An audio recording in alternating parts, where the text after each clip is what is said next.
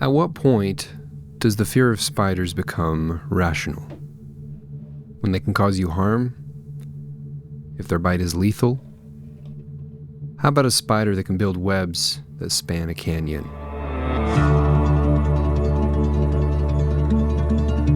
How's it going, everyone? Welcome back to Boileye Hobby Time. Today I'm making a diorama that's a slice of my fears, as well as a slice of the Grand Canyon, which will be occupied by a monster tarantula from the wild imaginary West. The first step was to start forming the canyon. I tried to make some nice clean cuts in the styrofoam by cutting gently, which didn't work. So to make cleaner and straighter cuts, I switched over to my hot wire table and I went to town. The project required a lot of foam melting, so I had my fan full blast and the window wide open, which let in a bunch of pine pollen, which I'm allergic to. Once I had some foam real estate to work with, I traced out the shape of this terrain layer. This is not the bottom layer, it is the second to bottom layer, and you'll see why I started with this one in a minute. I used foam-safe superglue to connect the layers together, and in the past I have used hot glue for this, but that can be hard on hot wires, making it far more difficult to cut quickly. To cut out these imperfect interior shapes, I used my U-shaped handheld hot wire from Woodland Scenics. After that, I needed some nice clean cuts again, so I switched back to my hot wire table and immediately broke the wire, which isn't a huge deal, but definitely takes more time to fix than it should when the hole is clogged with melted foam goo. Once I'd finally cleared the goo out, the wire went right in. I was able to get back up and running and finish slicing the foam. The reason I started with the second level is because it was more important for the layout of the diorama. It would dictate the shape of both the lower and upper sections. I used a Sharpie to mark all the low and high areas, and then I switched to a different foam cutting tool. Ideally, I would have been able to use one of those bendable hot wires that takes the volume out of the foam in whatever shape you bend the wire to, but for some odd reason I don't have one of those.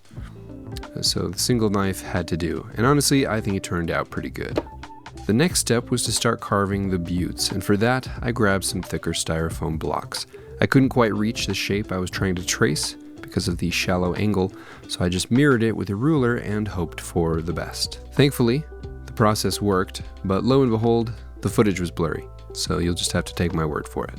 I'm still in the process of getting a larger space to work out of. When that happens, you can count on larger and longer builds more often. Part of expanding the scope of my projects also includes expanding my knowledge of woodworking, and helping me reach that goal, in more ways than one, is Woodworkers Guild of America, the sponsor of today's video.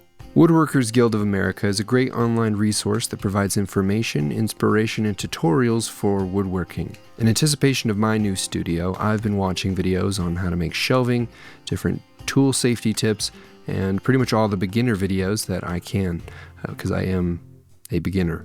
But I'd love to take my diorama displays to the next level, and I think a big step in that will be integrating custom cabinets and enclosures, and these tutorials are getting me hyped up. New content is regularly created and uploaded to help keep members inspired. The instructors in the videos are professional, friendly, and they explain everything in an understandable way, making woodworking feel accessible.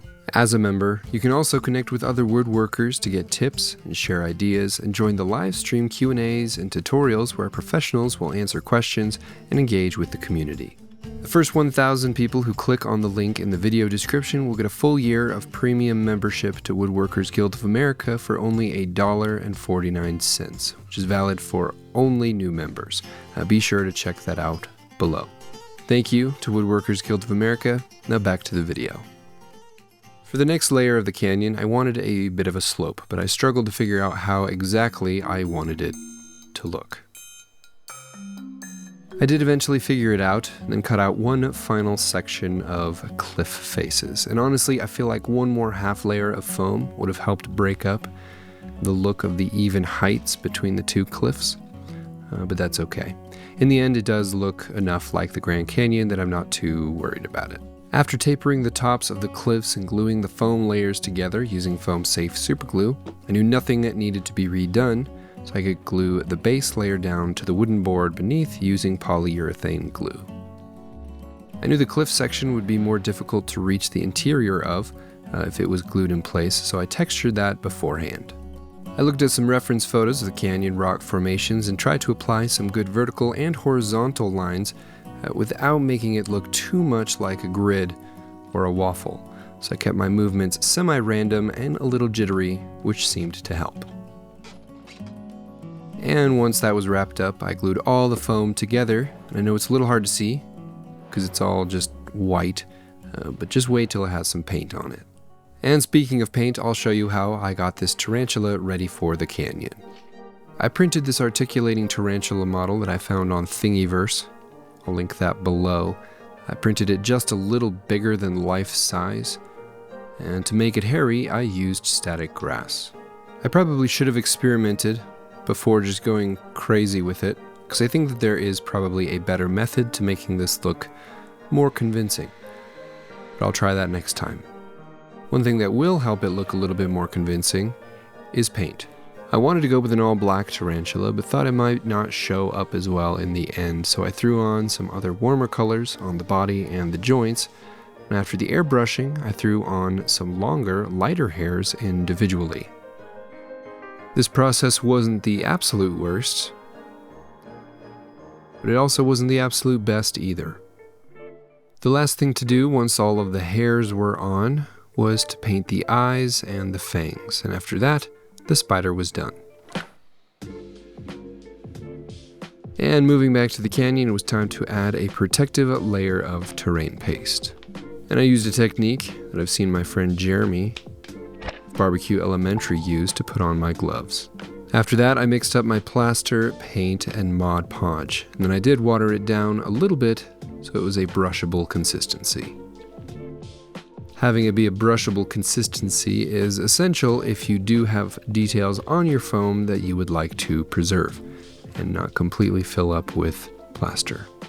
Once that had been covered up with the terrain mix, I threw together a small batch of Sculptamold, which I tinted to the same color as the previous mix. I didn't want the cliffs to be at right angles anywhere, so the Sculptamold was just to help soften and round those out. Once those transitions were nice and clean, I added some fine ballast to the bottom, which I glued in place with isopropyl alcohol, followed by watered down white glue. After a few hours, when the terrain paste was completely dry and the Sculptamold was dry enough, it was time to start painting, and for that, I'll be using oil washes. I carefully squeezed a small bit of paint into each of the cups, followed by an equally careful dose of mineral spirits.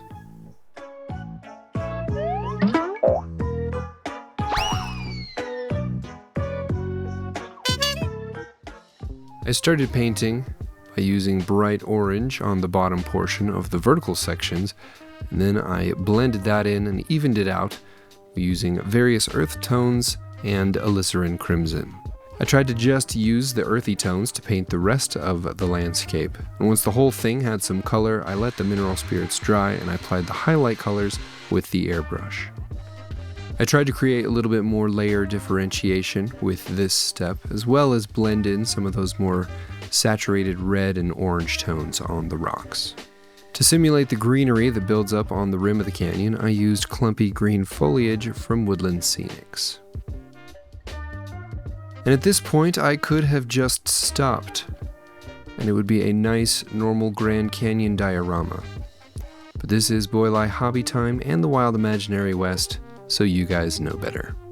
In the Wild Imaginary West, there are pretty much all of the American landmarks that you'd expect, but most of them have something a little bit extreme about them, including the Grand Canyon.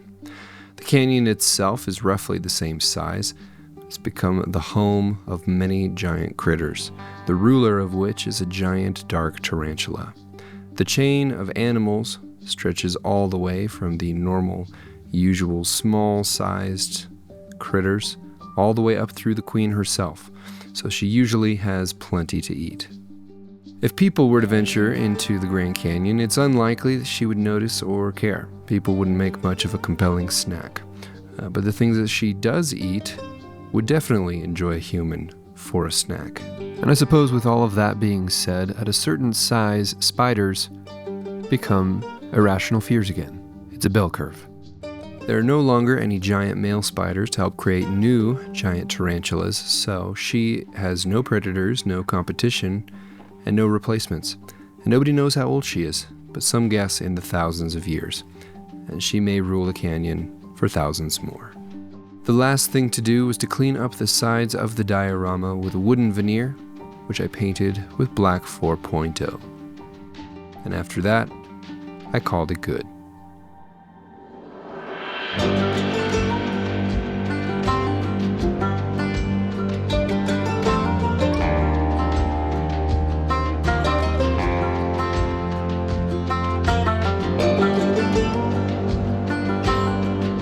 That is it for this video. Thank you all so much for watching. Hope you enjoyed. Huge shout out as always to my patrons. You guys are the best. Have an awesome week, everyone.